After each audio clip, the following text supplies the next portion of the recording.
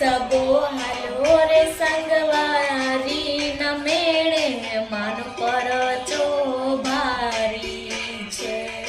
તો જય માતાજી। તો આજે અમે આવ્યા છીએ કચ્છ વાગડના આ સાંગવારી માતાજીના મંદિરે માં સાંગવારી માના દર્શન કરવા।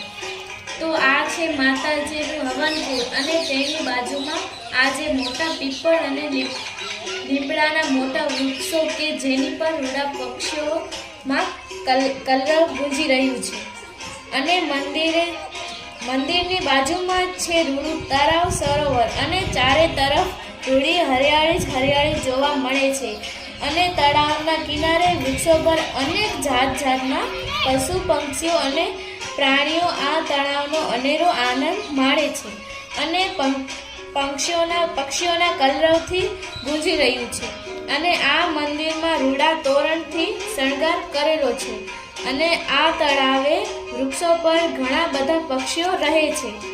આ માં સાંગવારી માના મંદિરે મોટી ધજા ફરકી રહી છે અને ચારે બાજુ માત્ર તમને હરિયાળી જોવા મળશે અને આ દાદાનું મંદિર છે। તમે જોઈ શકો છો કે અહીંયાનું દ્રશ્ય કેવું સારું દેખાય છે અને તેમની બાજુમાં એક શિવનું મંદિર બની રહ્યું છે।